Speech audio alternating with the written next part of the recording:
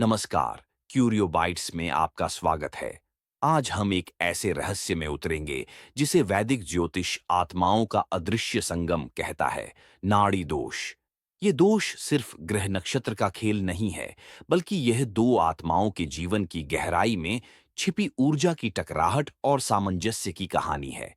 क्या आपने कभी किसी व्यक्ति से मिलकर महसूस किया है कि बिना कुछ कहे भी उसके साथ एक अदृश्य खिंचाव है? या फिर ऐसा भी हुआ होगा कि किसी के साथ रहते हुए भी एक अजीब सी बेचैनी महसूस हुई हो। यही है नाडी का खेल, आपके और दूसरे व्यक्ति के प्राण ऊर्जा का मेल या टकराव।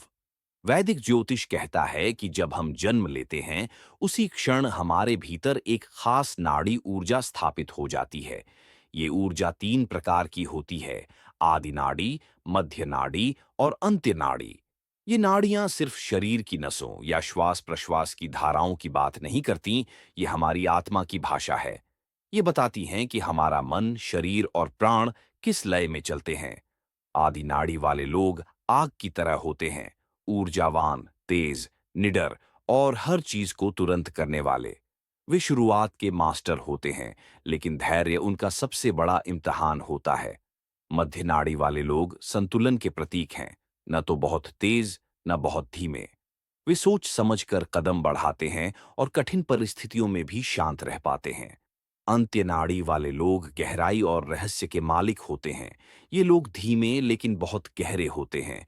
उनके पास वह धैर्य और अंतर्ज्ञान होता है जो समय को भी मात दे सकता है।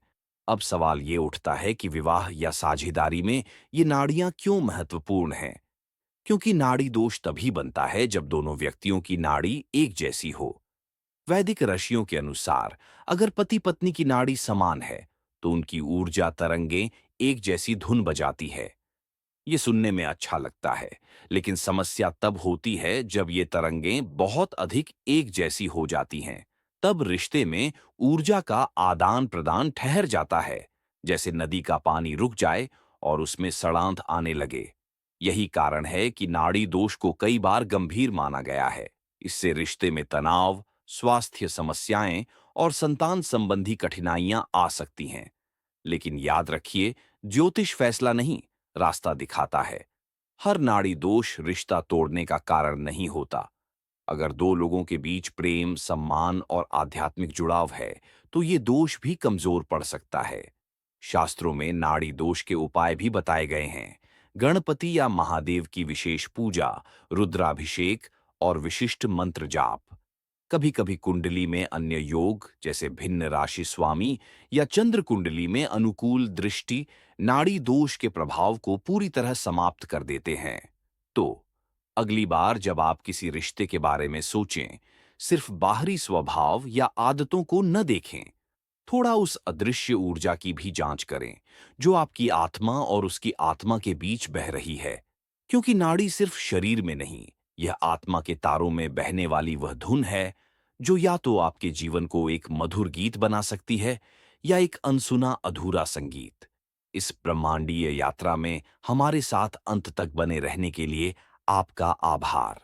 अगर आपको ऐसे ही प्राचीन ज्योतिषीय रहस्य और जीवनदायी ज्ञान पसंद आते हैं, तो क्यूरियो बाइट्स परिवार का हिस्सा बने, सब्सक्राइब करें और उस घंटी को जरूर दबाएं, ताकि अगली बार जब हम सितारों की किसी और गुप्त भाषा को पढ़ें, तो आप उस यात्रा में हमारे पहले यात्री हों।